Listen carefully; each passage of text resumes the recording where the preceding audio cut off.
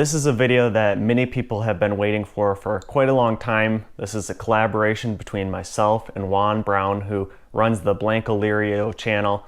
He covered the Oroville Spillway. I'll leave his channel down in the description down below if anyone wants to check him out, but I know we have a lot of subscribers that are cross-subscribed to us on both of our channels. So without further ado, let's jump right into kind of giving Juan an update of what has happened on these dams since May 19th. I just checked back in with your channel. I've kind of lost track of this story as we got into all the aviation content here. But it looks like, yeah, you're following the blancolirio lead on this. This is great because you're local, right? You're right. These dams are right in your backyard, basically. Yeah, it's about 30 minutes away from Freeland, but actually when the dams failed, we had flooding right down the road from us, and it ended up through Midland and Saginaw all the way out to the bay. That's good. And so you stuck with the story. You got awesome drone footage to start with. And now did you get a press pass by chance? Nope, not yet. But a lot of the press stuff that they have been doing is all on WebEx and Zoom meetings because of the COVID right now. So it's pretty much all public. Oh, so you can get all that information. Okay, good. And then as long as you can get access, and it looks like you can get access okay to all the damaged areas, all right, huh? Yep. Yeah, I'll actually go ahead and share my screen now, and we can kind of see a little bit more of this. Yeah, show me what you got. Give us an update, Jordan, on what's going on over there, because I've lost track of this story. All right, you able to see my screen now? Yes. Yep.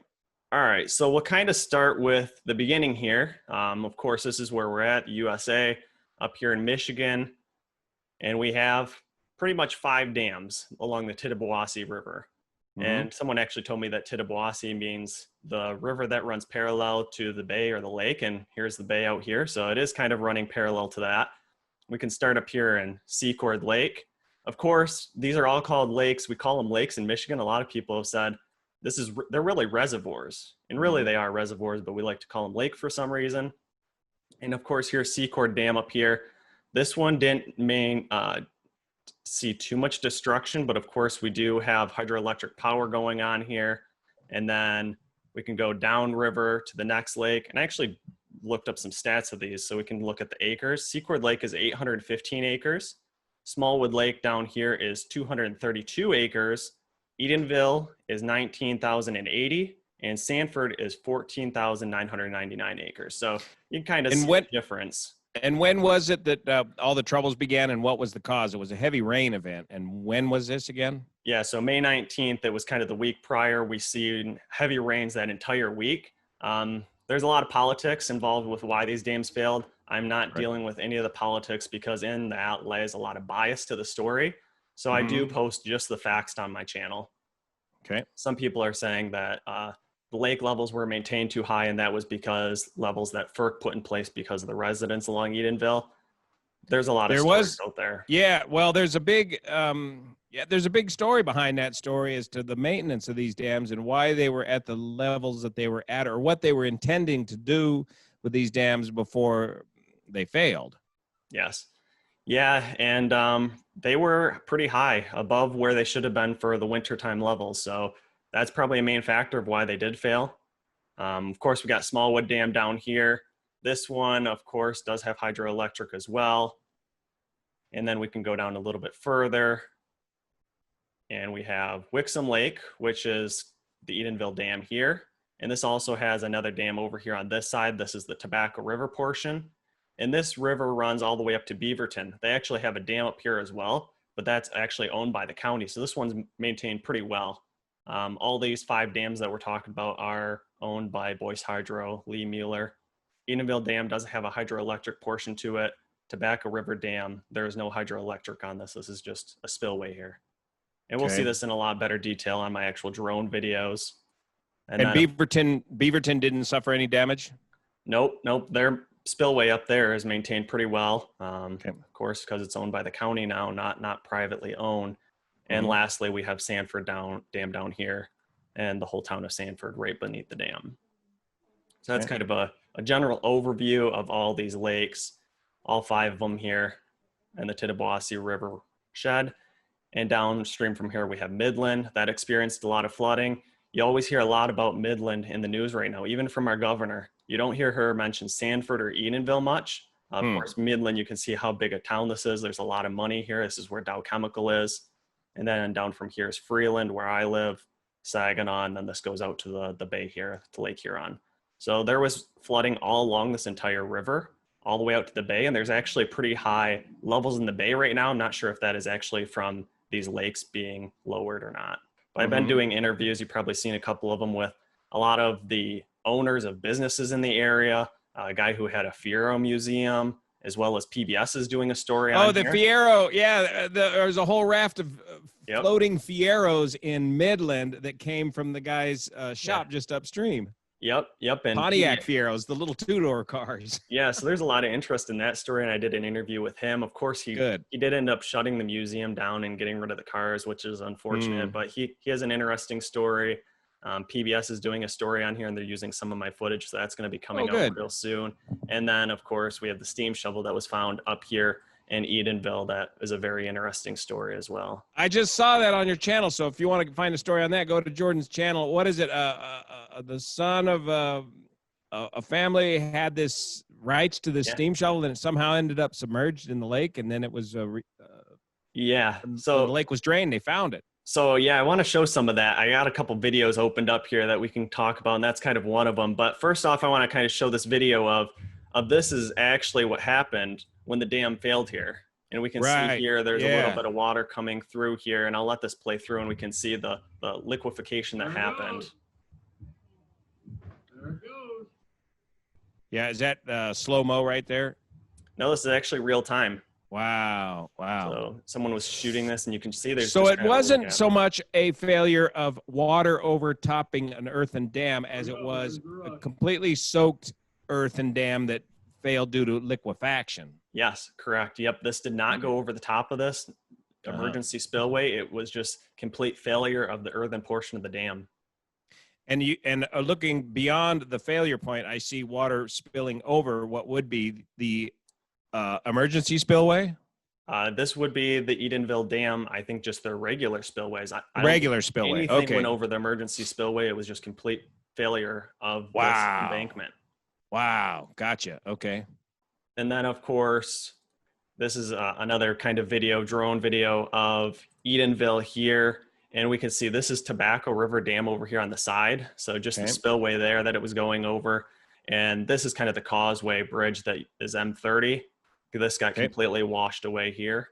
And let me jump up a little bit further. This bridge is still out right now. They're looking at a temporary bridge solution to replace this one because all these people out here on this kind of, they call an island, are not able to access their homes through these bridges right now. They're getting access actually through Boyce Hydro's property of the Tobacco River Dam. So which direction are we looking right now? So right now we're going east. The Edenville Dam is just over here on this side. If I jump forward again, here's the dam. Edenville Dam right here. And this is where the earthen portion of the dam embankment failed. You can see everything's just completely washed out here.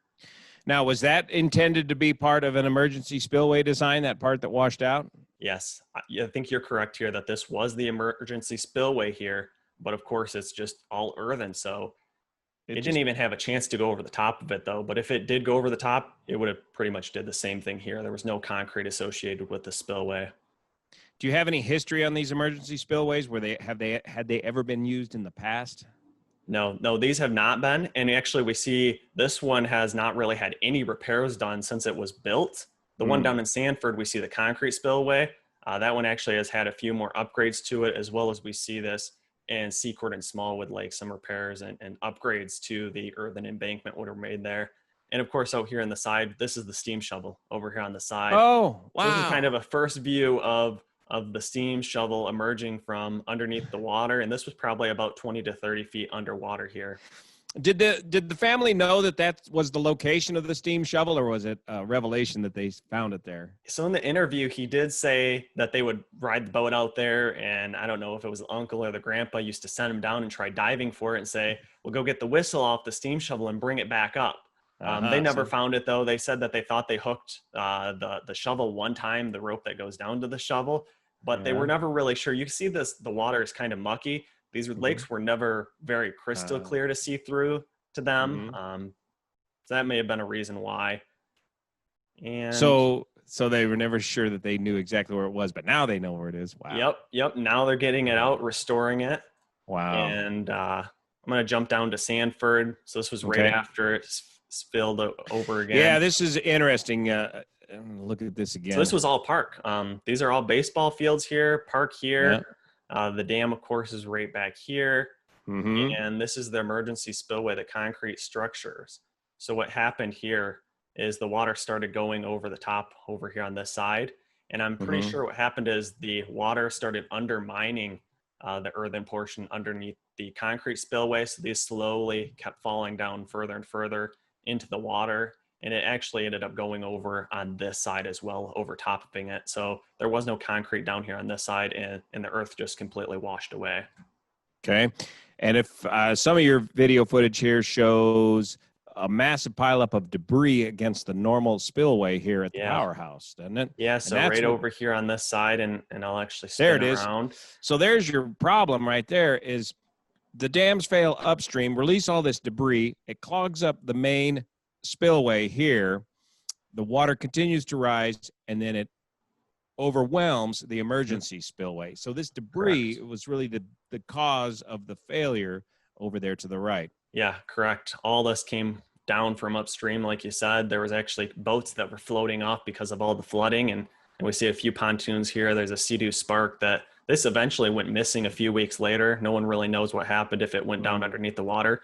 But as of this day, all of this debris is still here. 3 to 4 months later, no cleanup has been done because these dams were privately owned. So this was up to Boyce Hydro Lee Mueller to clean up these dams. And of course, he just filed Chapter 11 bankruptcy maybe about a month ago now. I do go over this, what this kind of entails for the condemnation process, because the counties are trying to take over the properties of these through condemnation. However, the Chapter 11 bankruptcy was only Boyce Hydro. So that's just the hydroelectric portion that was bankrupt, not the entity that actually owns the land under the dam. So they're hoping that they can still go through with the condemnation process in the next month or two and get an answer from the county on if they'll actually overturn these to them. But he could bankrupt these properties at any time, and then it's going to make things a little bit more difficult to actually make these in their control. What's the current desires in the local area there? Do they want to restore these dams, or do they want to not restore them, or what's the plan? So I'd say all the people that are on the lake that actually have waterfront properties want these restored. And of course, that's affecting their property values. They used to have a nice lake to go out there and fish on. Who knows if they even own up to the actual river itself now, because that bottomlands is owned by either Four Lakes Task Force or Boyce Hydro. Of course, a lot of comments that I'm seeing on these videos, people from outside the county, even down in Midland, they're wanting these to just be restored to their natural river state and kind of go back to being that with natural fish habitat and just nature in itself. And I think that's kind of the consensus around the country as well.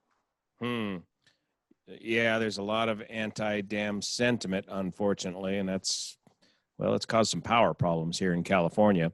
How is your power situation in the local area without the power generated by these smaller power So they companies? seem to have rolled in a kind of a temporary substation. It was on wheels, and that's on the other side of the river here. That restored power fairly quickly, days after the flood. Right now, of course, power is pretty stable in the area. That temporary power station, I got some video of that I'm actually going to be releasing soon as well. They're actually building a permanent substation there in that area now as well. And they got a very rushed timeline. I think 10 weeks, they said they wanted the entire project done. So things are very accelerated, I think, probably to get it done before winter time here. But so far, power was not too big of an issue right off the bat here. And here I'm showing the emergency spillways. We have the concrete structures here. I'll actually fly over them a little bit closer, but you can see there's nothing really left of them. They just sunk down in the earthen embankment of the dam. And again, you say it began to fail in the earth around the concrete structure. Yeah. Hopefully I pan around here to the right, but you can see where the river is actually flowing right now. And this is the current path as well on my updated videos. There's actually some falls in this area, so it really looks quite beautiful. Not right now with all this mucky water. but in its current state, you can understand why people want it to just be left to a natural river state and not rebuilt. But of course, this right here is the earthen embankment of the dam. This is what used to be right here where people are walking. And all this over here on this side used to be Sanford Lake. This right here is an actual boat launch. Gotcha. This has now been removed. I'm not sure why they removed it, if they just don't think the lakes are going to be rebuilt or why they just wouldn't leave them there. But that's the boat launch right there. And right here used to be all water. Like I said, in a lot of my videos, I was out here on the lake testing out my boat that I had just bought 2 weeks before these dams failed with friends and family. We were out here on the lake, on the water, and no one would have thought that this would have happened a couple weeks later. Of course, these are not very deep lakes, it looks like. No, this one was maybe 20, 30 feet max, actually, in the river path as well. This area here, maybe 12 to 15 feet deep. But we can see all the stumps that are kind of littered here. This used to be a forest before the dams were built and kind of closed off and allowed this area to flood. And the story that I got was, let me go back here, that these tree stumps are all the same height, even the taller ones, because they actually went out here during the wintertime and topped all these trees on the ice. So that is why all these are cut at the exact same height. Many people are saying, well, now's a good time to dredge this out, make it deeper, remove these tree stumps before it's possibly refilled.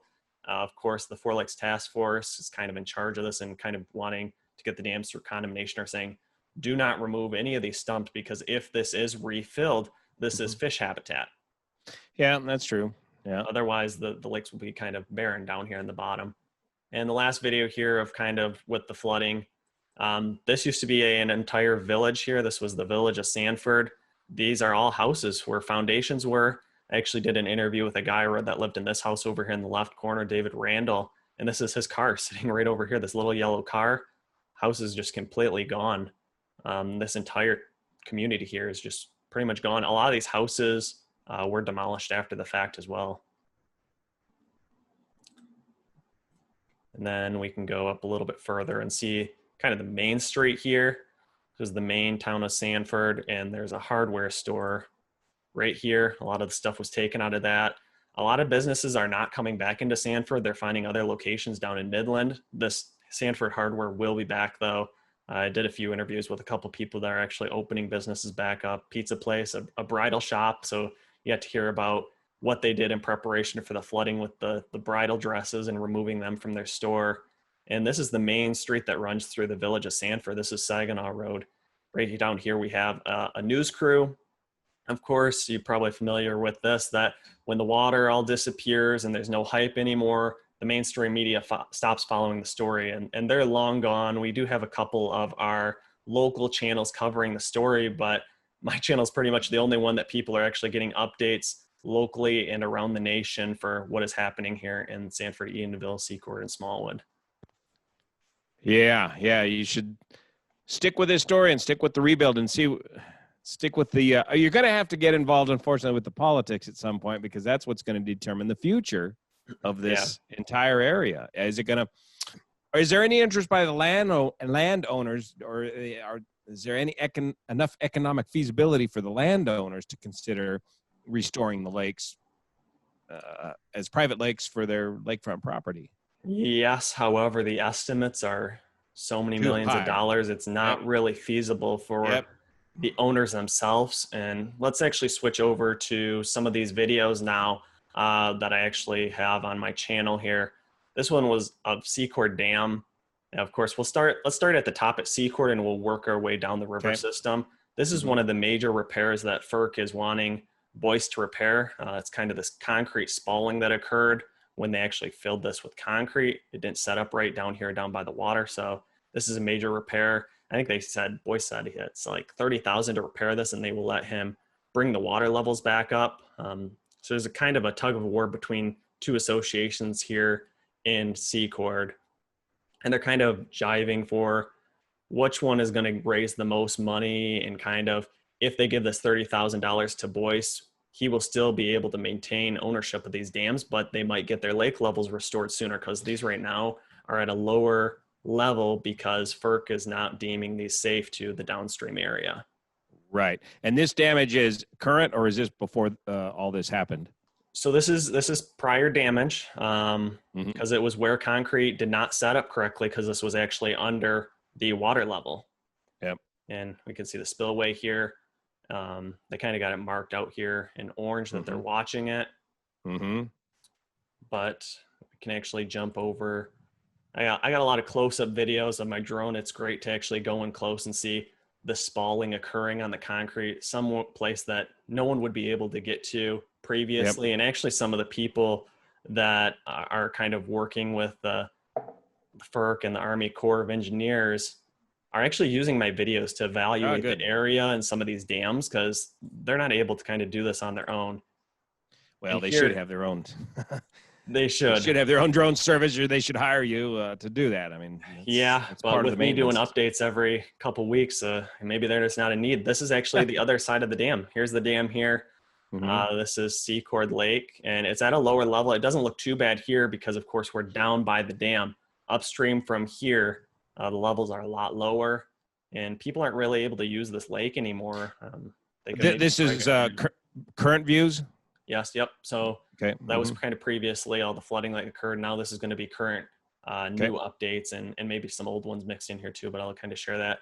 A lot of these stumps, some people have some interesting photos of boat props stuck in these stumps and saying, well, that ruined someone's day that they hit one of these stumps with their boat props.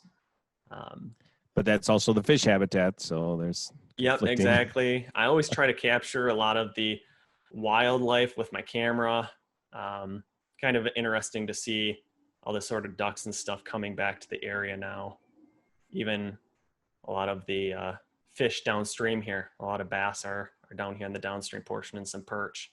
So I'm kind of documenting that as well, how the natural wildlife is coming back to the area. The Asian carp story is not a problem in this river system, is it? We do have carp. I'm not sure if they're the Asian variety as well, but a lot of people are saying, well, now's the time to remove them. Of course, you probably really can't ever get rid of them. They're here to stay. Yeah. So that is kind of what's happening at Secord. We can jump over to Smallwood now. So Secord did not fail. Secord did not fail. And the only reason it's at a lower state right now is because of that damage or that repair. And there's a big list. They're saying, well, Boyce is saying that the only repair to bring up the water level is the $30,000 repair of the concrete spalling there. However, there's a list that there is known about that there's probably 12 or 13 items that need to be actually fixed on that dam. They might not be essential that they need to be done before the water levels are brought back up. And that's what the residents are hoping for. But there is a very long list of things that FERC want restored and brought back up to kind of code, Michigan code, before they're allowed to fill that back up again. Man, compared to out here in California, $30,000 wouldn't buy you 1 day's worth of generator rental out here. We ended up, the whole Orville thing, $1 billion with a B dollars. That's what people are saying. 30,000 is nothing. That's like less than a car. Like just pay it and they can maybe have their lake levels restored again. But no one has really seen the letter that Boyce is saying that if he pays this $30,000, that the levels can be restored.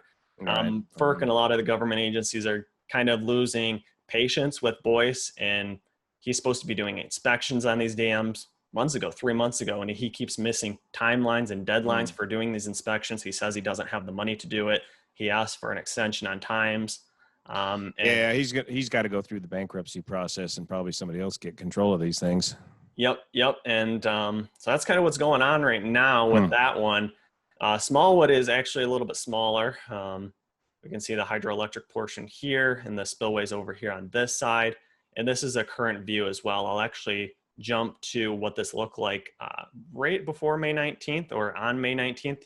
But we can see they have a portable generator here running the powerhouse here as well. And this is an interesting video. There's actually water shooting out the side of this dam. And people are saying that is what it's designed to do. If there's water entering the powerhouse here, it's supposed to go out this area in the side of the dam. A lot of new riprap installed in here. This deck used to be right over here, and we'll see that in the next video. But it looks like they're putting this riprap everywhere there was erosion to kind of cover it up and stop that. But here we go. We see the water shooting out the side, and this was on May 19th, and Jacuzzi Bus Guy actually captured this video. trying to shove some of this rock down in here to stop this erosion from happening.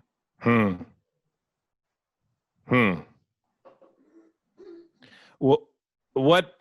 Oh, is that the deck that was on side of the building that failed basically, and is now looks like a wooden ramp? Yeah, correct. It was actually mounted right there to the side. Right here, you can see the 2x4 studs that this deck was mounted to over here. And let's go look at the emergency spillway side of things. They do have this wall kind of put down in the middle. So this one's a little bit better reinforced than a lot of the other dams that water should not be allowed to kind of seep into the earthen portion of the dam here. What they call that sheet pile wall. Here's a view from the other side. Yeah, how far down does that pile wall go down? It's probably a little deeper than that, it looks like, or is that about it? This is as far as it goes, this direction, and this is the emergency spillway over here.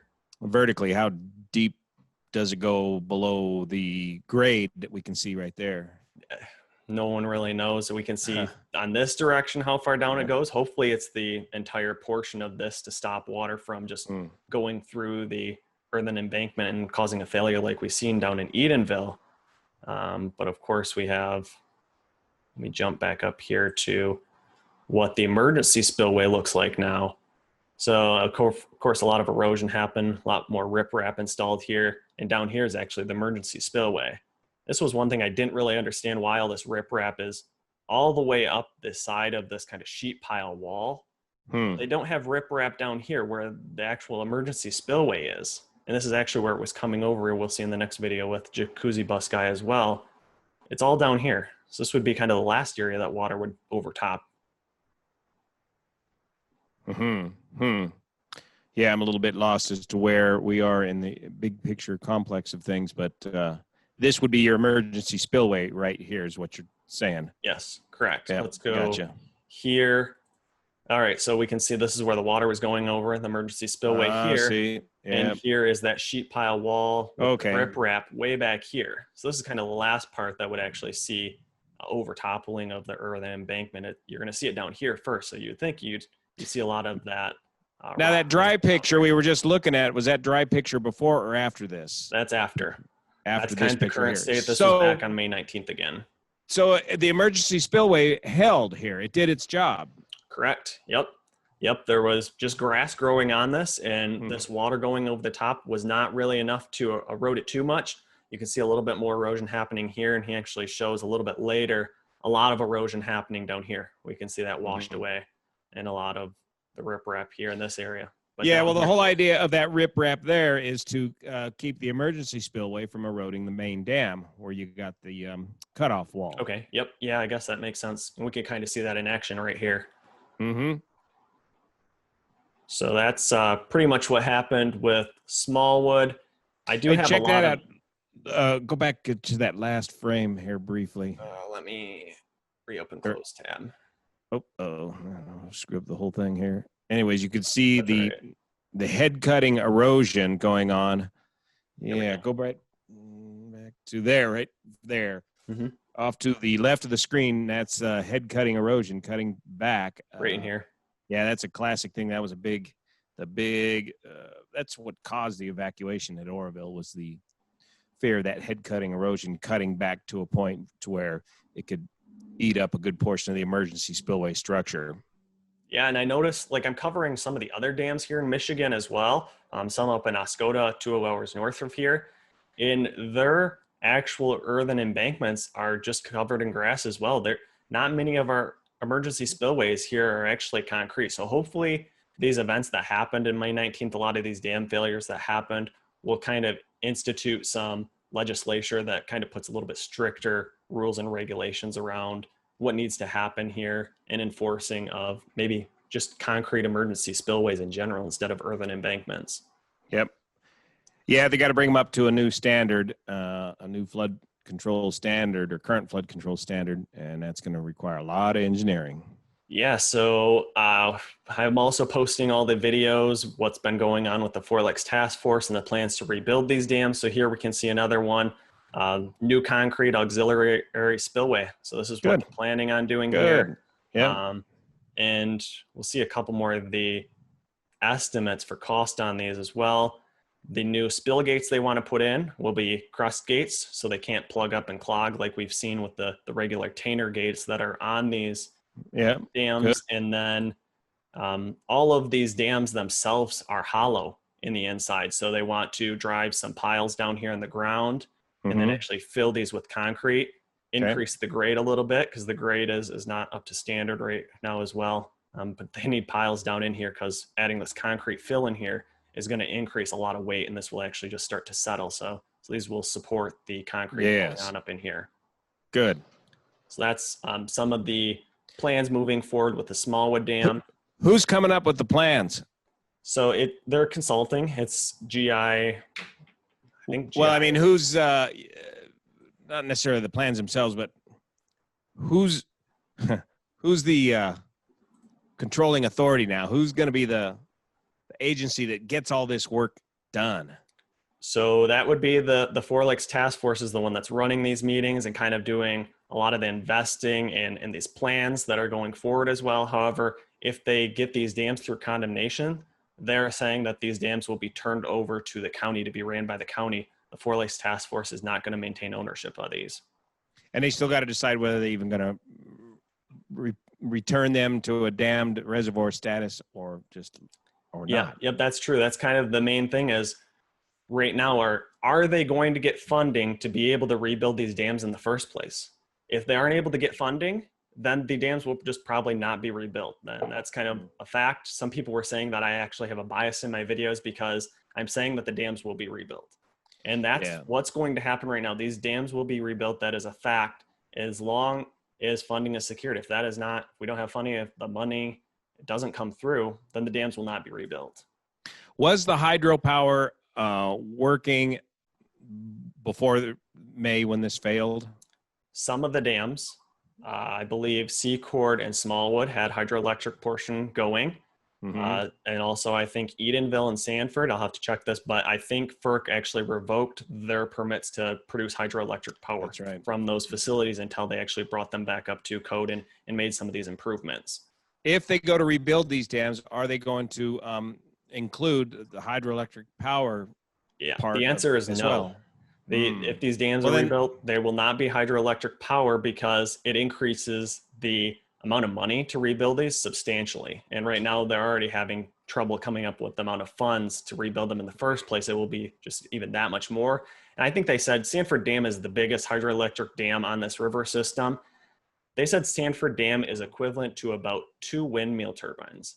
So right now they're not really seeing a need to really rebuild hydroelectric power into these dams. It will just pretty much be the spillways that are built in there. I'll show this. So there's not, it couldn't generate enough energy to really be economically viable or to help pay for themselves. Exactly. And this is what Boyce Hydro was arguing, that he's been losing money from these dams. He wasn't able to maintain them because Consumers Energy, who is our energy company, was not paying him enough money. They actually provided some facts and documents though that said that they were paying him the same amount of money as up in Beaverton and the other areas we're receiving. So everything was fair. Now, was there another political faction? I know you don't want to get into politics, but was there another faction that wanted to keep water levels up for environmental reasons in these reservoirs? Yes, that was in Edenville. A lot of that was pushed up. And that's another argument of why people say that this failed, because there is a mussel. Some people say zebra mussels. I think it was a different freshwater mussel that they were keeping it higher. And the residents pushed for keeping the levels at that higher.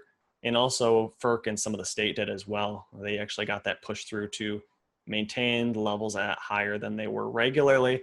And that is Boyce's argument right now, is he was forced to keep the dam, the water levels this high. And that is the reason that they failed. Interesting. What a mess. Yep. So now we're almost at 40 minutes. So hopefully Zoom doesn't cut me off here. So I'll have to jump back on and send another meeting. But this is down in Edenville right now. We see a lot of these carp kind of congregated here. And some people wanted me to make a public announcement that where these carp are located is private property. People have been going out there and catching a lot of walleye and smallmouth and littering and polluting this area, which we don't want to happen. This is private property. You're not really allowed out there by this fall area as well and to fish on for these carp.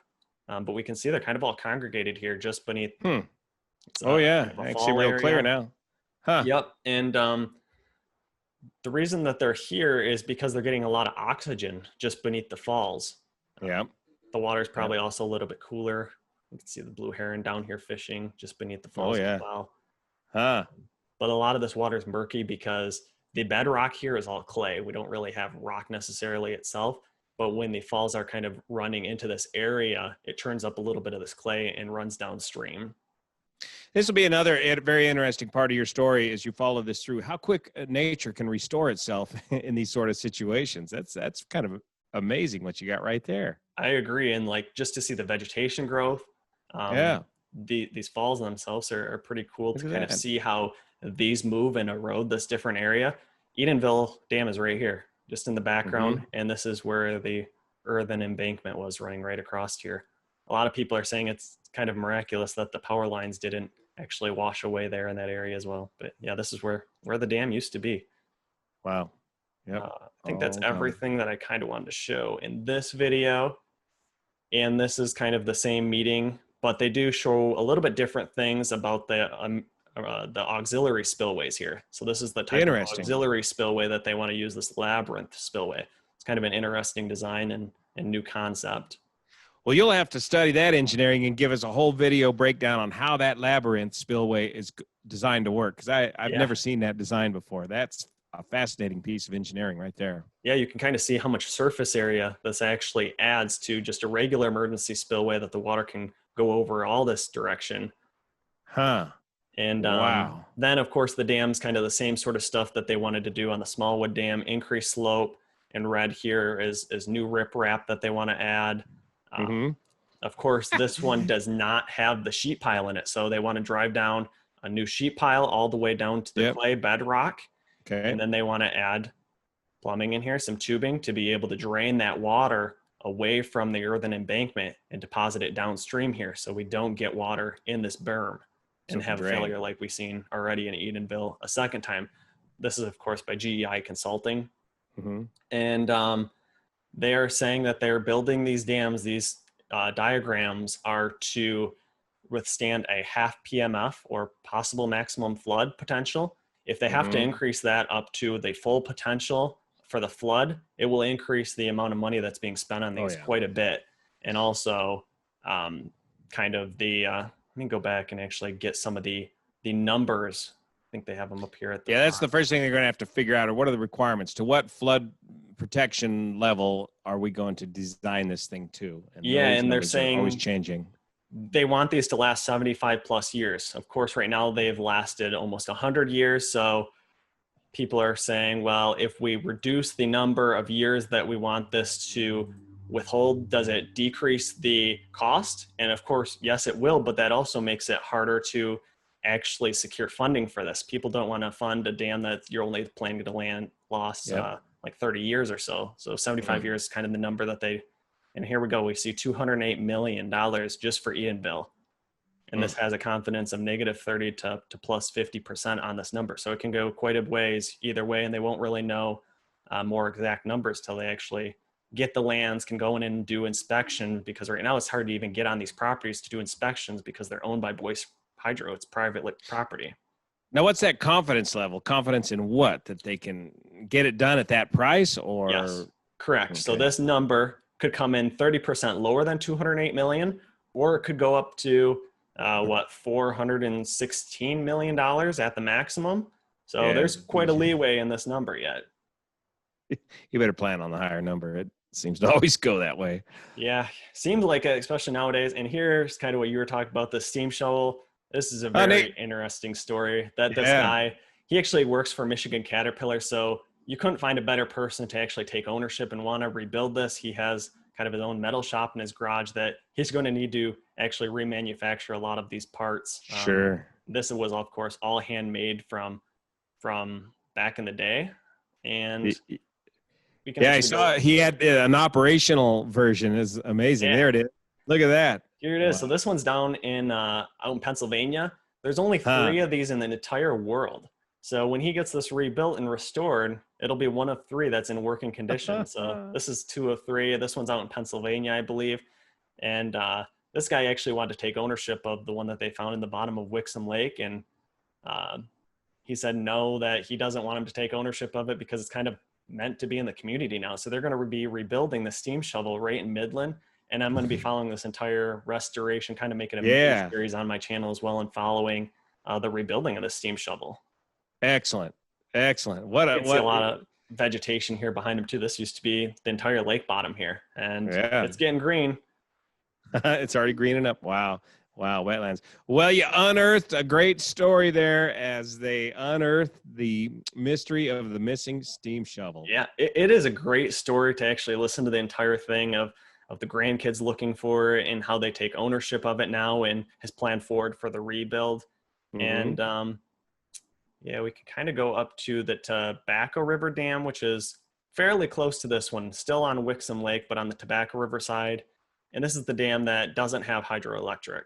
This is the only dam out of the 5 that doesn't. It's just the Spillway. And we can see there's a little bit of spalling on the concrete in this one too. Of course, they put down some more riprap. A lot of this looks more like gravel than actual large riprap itself. But even up here at the top, we are seeing erosion still occurring. And they're watching this dam to look for tension cracks that are forming along the top of this. They want this dam inspected very soon because there is a lot of water actually being held behind this dam yet. Right now it's flowing kind of under that M30 causeway over to the break in the Edenville Dam embankment. So right now they want this one inspected ASAP. Of course, he keeps delaying. Boyce Hydro keeps delaying this. And I think now they actually have some private investigators that are able to go out and inspect this and make sure that this one will actually hold the water level that's been beneath it right now on the other side of it. You don't have a picture of the emergency spillway for this one, do you? Let me see if I go out a little bit higher. This is Tobacco River? Yeah. It's very hard to see even kind of an emergency spillway on this one. If I jump back over to Google, you'd see it, I would guess, on this side. Would you think that that's kind of where it is? Yep, that looks like it to me. Yep, there. So let's jump back to YouTube. Just off to the side of They all look relatively the same. It's kind of hard seeing them because there's no concrete on these spillways. It all is just kind of earthen embankment. Yep, whatever the lower portion of it is. All right. And last but not least, the kind of last area down here in Sanford. We see a lot of vegetation here, and this actually raises concerns for people now as well. All these trees, these are cottonwood trees growing here. Oh, wow. You mean since the failure already? Yeah, 4 months. These have popped up and are growing this fast, and they're a very fast grower. And people are wondering, well, if these dams, the estimate is like 4 to 6 years at soonest for these to rebuild. These are going to be full-grown trees in 4 to 6 years. So something needs to be happen if these dams are going to be rebuilt. Four Lakes Task Force in their last meeting said they're not really worrying about these weeds and the trees yet. That they're going to worry about in January. If they actually have to worry about the trees, that means the dams will be rebuilt, which is what they want to do. So they're actually saying that that's a good sign if we do have to worry about these trees. They're leaving this till next year. Some people are jumping out on the lake bed and mowing them. They're saying don't do that because there are some sinkholes, some gas pockets in the lake bed yet. And there's been quite a bit of equipment that has fallen through the actual top layer and ended up kind of buried in the lake bed itself. So, wow. Very interesting. Interesting story. So now let's jump to the debris, which we showed earlier around May 19th. And this was just a couple weeks ago, August 16th. And this still looks like that? Still looks like. Good the water grief. level is a lot lower. You can actually see some portion of the spillway concrete here, but this hasn't been touched. Next year's flood season? I mean, you're going to have the same dang problem if you don't clean that up. I mean, I guess you just got your emergency. It's just going to flow the old natural way now and bypass it altogether.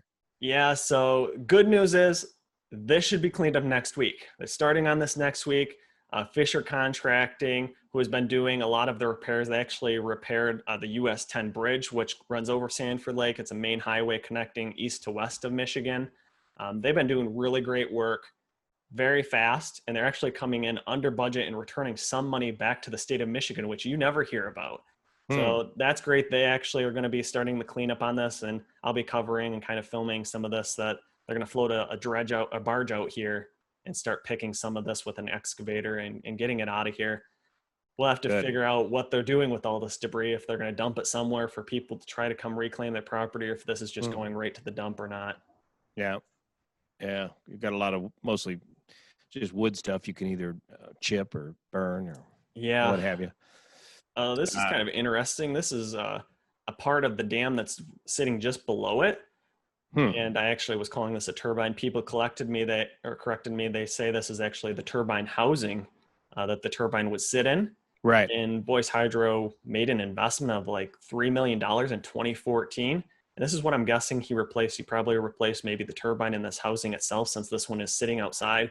But people are saying in 2014, why did he invest in hydroelectric portion when he could have been investing in shoring up these dams and making some of the repairs that FERC wanted him to, and maybe causing the Edenville failure not to ever happen? Yep. Yeah, he's trying to get the money, the quick money. And another close-up shot with my drone. I actually go right along these windows, and we can take a look inside the powerhouse and see some of the generators on the next window over, I believe. So, neat. Still in there, sitting idle.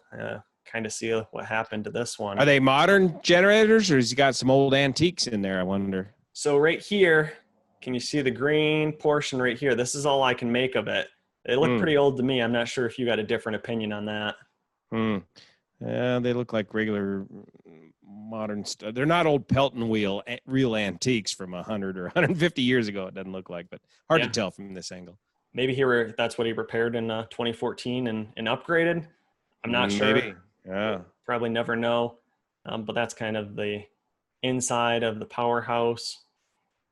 And 1348. Let me jump to 1348. I want to ask you about this, because I think I got the answer, though, from a couple people in the comments. This area right under the dam, this hole, do you know what that is? Because people were saying that this is kind of put in place that if you want to drain the lake level from up top, they can actually open this and let it flow underneath the dam itself and exit down here, since the dam is a lot higher than the lake level would be. Yeah, that prevents you from having a dead pool. If you need to drain the lake for whatever reason, maintenance or what have you, if you don't have that slot, the water can only drain to the bottom of the top of that spillway there.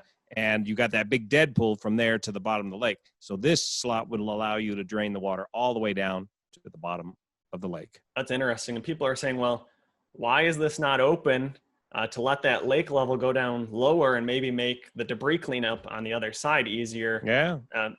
Sure, maybe they're not able to access it. Some people actually said, well, maybe it's blocked off and was blocked off after. Yeah, it's probably all trashed out. Right. You would expect to get the debris out of there before they can get that to function again. And they probably would rather have the water go the natural water course anyways. Yeah, it's new natural course. And last up here we have. That's right. That's a good point. The original natural water course through that spillway there, or through the emergency spillway? That's the thought. I actually dug up some old historical photos that I'm going to be putting in the video that I released with the museum. And you can actually see a waterfall. It was like a 20-foot waterfall along this river that was taken back in like 1924 when the dams were built. People are still wondering where this waterfall was located. Was it actually in the current place of this dam, or was it where they had redirected the flow around while they were building this dam and it kind of dug out a portion of it? So there's kind of some questions around that, as well as some old town photos, but there's a lot of good historical photos of actually showing this dam being built in progress back in 1924. This is the emergency spillways as of last week. We are actually seeing a lot of sunflowers and wildflowers just popping up in places, and these are actually growing right on the concrete emergency spillways here. So it's interesting. Comes back. Yeah. A lot of maybe bird feeders, and there's a lot of corn growing downstream. A lot of the fields were planted before the flooding occurred, so maybe this was in someone's bird seed or something that actually floated downstream and is now growing. Got a lot of close-up videos of these spillways, and we can see how all this earth is missing from underneath these structures. So we can see that they just lowered down into the earth. Yep. It undercut underneath there. Yep. And just completely snapped in half here. Mm-hmm. A lot of big boulders still sitting here though. It's just probably riprap that was on the other side. And hopefully I show the falls in this one. Another view underneath the emergency spillway. All the earth is gone. Yes, I do show the falls in this one. Yeah, undercut right underneath there. So this is the new falls. Of course, when I was talking to the guy who is in charge of the Sanford Museum, he says technically those aren't falls because to be classified as falls in Michigan, it has to actually drop 5 feet. And these are maybe around 3 to 4 feet. The ones in Edenville are probably closer to falls. This guy down here is enjoying fishing in his inner tube. There's a lot of good fishing now because all these fish either flow downstream or are in a lot more condensed area that is the river. So fishing has been really good for a lot of people now. I know they're getting pike and muskie. Are the fish coming upstream into these old reservoirs? Yeah, yes, they're coming upstream as far as they can. Of course, they'd have to get over these falls here, but that's where we're seeing them in Edenville too, right at the base of these falls where they're not able to go upstream any further. Okay, great. The ladder, they'd have to climb that. They could climb that, I would think. Yeah, I would think so too. Seeing what trout do in some of the Alaska rivers, I would think this wouldn't be any problem. Maybe carp might have a little bit harder problem. That might be a good thing. Yeah. Huh. Yep, Very so that's the interesting. falls area. This bank over here actually had a lot of bank swallows in it, like barn swallows, but they actually build their house. Now, what is that material that we're looking at? Is that hard rock or is it soft clay-like material? Right here along the bank, the old lake bed. No, right there in the falls. Yeah, this is the bedrock, the clay bedrock. This is as far as really erosion can occur anymore. It will slowly erode the clay, but we can see the difference right here. This is the old lake bed, and it used to be all sandy sediment soil, and that's how much sand was on top of it before you got down to the bedrock clay. All these earthen embankments were made from sand, though. It was no real question why these failed. It's very not reliable to build an earthen embankment out of sand. And they actually used that steam shovel to build the dam in Edenville. So that was kind of an interesting story as well. And the guy actually came up with a lot of parts from it too that were old carts and stuff that he just found this last week that they would load the dirt into and pull it back over on old tracks and unload it right at the embankment of the Edenville Dam. Interesting. Let me see. Yeah, so I think that's the last video that I have. I just do have a couple questions because people want me to really learn from you and your story and documenting. And I think we have a lot of people on both of our channels that are following. So mainly they want to tell me, how can I better document the story and continue to cover this in the next couple of years? Do you have any advice for me? Yeah, get your press pass, dive into the politics, find out who's in charge of what the plan is going forward, and then back that up and find out what the history was, how you got to this point, so you can hear all sides of that story and put all that together in an unbiased, straightforward fashion. Is what I would recommend. Yeah, probably the same way too, to keep getting this story out there and keep people interested in it. Kind of dive in that a little more too. Yeah, and then become a part of that, of the rebuild or whatever they decide to do. That means you're going to have to make friends also with the, not only the engineers or maybe even Boyce, if he's still around, and the landowners, all the different factions that are involved here. Get to know them, and they probably already do know you quite well, and get to the point where you can just get out there and ask them all kinds of questions and so you can put the whole story together from all these different angles and competing interests that are going to be in play as this story unfolds for the future of these structures. Yeah, that is some good advice. It is interesting just going around this area now. Back when I started this channel, before the failures happened, I had 4,000 subscribers. Now we're getting close to 30,000 subscribers. So a lot of people in the area are following this, and they are encouraging me to keep documenting this. They're coming to me to tell their stories, all these personal interviews and stuff. So that's great. Yeah. And I'm actually doing giveaways, like actually for every 10,000 subscribers that I get to my channel. And of course, people are like, well, that's just you trying to promote yourself. But the more people that we have subscribed to our channel, that means that more people are getting out there and actually seeing the story. It's being seen in front of more eyes to see the story here. And I'm actually donating for every 10,000 subscribers, $100, and there's many people matching me. So that's kind of some incentive for people to subscribe to my channel. And I would worry less about the number of subscribers. Just stay on the story, keep on the story, and the subscriptions will follow naturally.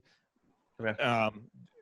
Just follow the story and stick with it, and that part will play out in your favor. I don't know how you say it, but you don't have to.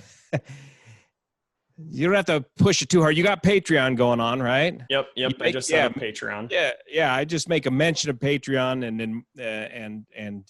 and go with that, and it will grow organically. And the neat thing is, this story will lead to other stories, like you mentioned. There's all these other dam stories in Michigan. You will soon be the local Michigan dam guy. Now you're going to be the statewide dam guy, and then pretty soon you could be the nationwide dam guy that knows all about dams across the whole nation, eastern U.S. I did a story on the Three Gorges Dam. People were asking me about that, so I did a quick kind of recap of what's happening there and the flooding. And there's people contacting me all around Michigan saying, come down to Kalamazoo and check out my dam, because it's only got 1 foot of actual water. The rest of it is all sediment actually piling up in front of the dam. So the amount of thing is just arranging enough time to be able to cover all of these dams, these 5 dams that are in my local area, as well as getting down to the other areas. It's going to be a busy couple months coming up here. Good. And do you have an engineering background yourself? No, I'm actually chemistry background. Okay, well, you're a man of science. You can figure out the engineering on this. So stick with the engineering as well, and learn as much as you can about the engineering, the previous engineering, the historically done, and engineering going forward. And that's always a fascinating story as well. And understanding that engineering, once you understand all that, you'll understand the rest of the story. It will come quite easily to you. Yeah, I think you make an interesting point. Following the rebuild of these dams will be great to actually see these being rebuilt. Of course, if they aren't rebuilt, the story will kind of end and taper off, but I will continue to document the nature aspects here and wildlife. Yeah, now there's a whole nother story. Yeah, of how do you decommission a dam and what comes of that. So just from your opinion, would you say that you think that these dams will be rebuilt, or you think no? Based on what you're telling me today, it sounds to me like there's a very strong likelihood that they will not be rebuilt for economic reasons, based on what I'm hearing today. Yeah, and I think that's going to be a tough bullet to bite for a lot of the residents, but there's even stuff coming down from the state that they're not giving out certain loans that would help these dams be rebuilt. So people are saying, well, that's just the state saying that they don't want the dams rebuilt. Yeah, if there's not a whole lot of incentive for the hydroelectric power there, then if you're just talking real estate value, then it's going to be up to the homeowners to sponsor most of that, and that's going to be so expensive that we're not talking won't be feasible. One dam here, we're talking 5 dams. So. Because it's a series. They're all in series. They're all connected, so they all got to kind of work together. Yes, and of course, Seacourt and Smallwood aren't going to take as much because they're kind of not had massive failures like in Sanford and Edenville, but they still have significant amount to actually allow them to refill those dams as well. And then there's the consensus, well, when those dams do fail, you're going to end up with the same thing downstream again as well. One of the stories that's unfolding here in California is hydroelectric power considered a renewable source of energy in Michigan? Is it considered green energy, renewable, or is it not because of the dams? And here in California, we're learning that a lot of legislation does not consider hydropower renewable energy or green energy. And so that's another big story that's unfolding here that you might want to follow there. And because that's got a huge economic impact on this whole thing. But these dams are small enough, but maybe the hydroelectric generation of power is simply not big enough to be economically feasible. Yeah, that's a possibility. I think the biggest downturn that I hear people arguing against not rebuilding these dams is just the nature wildlife itself. the fish aren't able to go upstream, and just restoring that aspect of it. Yep, we got a lot of that out here in California. A lot of smaller, older dams that were once on wild and scenic rivers have been decommissioned, and the rivers returned to their natural state. And there's a very strong environmental movement. Yeah, and we don't have any that. real shortage of water here. Being in Michigan, we're surrounded by water, but these lakes were nice, just kind of local to go boating, to go fishing, to hunt on. But we do have the bay and Lake Huron literally 20. Well, here's the next, what the next generation's got to figure out how to do is to start getting this water. If we can build pipelines for gas and natural gas and transport electricity all across this nation, why can't we take some Michigan water and bring it on out to California? We need to start a water super infrastructure system that redistributes water across the United States a little more equitably to the dry West out there, and relieve some of that flooding from you guys. And right. I've heard that happening a little bit. I don't think Michigan residents are too happy to be giving away any of the Great Lakes from the stories I've heard, though. Yeah. But what about all this other water you got there? All this flood water from, your rainstorms each year and that sort of thing. That's some true. Kind of superstructure engineering project. And they're saying that the lake level out in Lake Huron, Lake Michigan, all the Great Lakes is actually higher right now, too. It would be interesting to actually do the calculation and figure out the draining of these 4 lakes, how much that would have increased the Great Lakes. I'm sure it's pretty insignificant, maybe centimeters, if anything, but that would be kind of an interesting calculation to do. Yeah. And what is the impact on the Great Lakes? There was a lot of sediment that washed downstream and ended up in the Saginaw Bay. Mm-hmm. Yeah. Yep. Very interesting. All right. Well, that's all the questions that I have. You had any more questions for me to ask? No, you answered a ton of information for me, and got me pooped back up on what the situation is out there. And I want you to stick with this story. I got too much to do over here. I don't have time to mess with that story. It's too far away from me. You're the perfect guy. It's in your backyard to stay on this story and see where it takes you. Yeah. I think that's great. And, if people want to see you do another update with me, let us know in the comments down below. I'll be following this story. It's just a matter if you want to hook back up with me and do another collaboration in the future and kind of do an update on where these dams stand at that point. Yeah, let's keep in touch and do periodic updates as things develop out there. Keep me in the loop. Sounds great. Well, thank you for your time, Juan. Okay, you too. Thanks, Jordan. Take care. Thanks for watching, and make sure you hit the thumbs up button if you enjoyed this video. Also, make sure you subscribe so you don't miss the next videos I will be posting, and leave your questions, comments, and suggestions below. As always, I just want to give a massive thanks to the people who support me on Patreon. Never underestimate the value of your contribution to keeping this channel going. Thank you.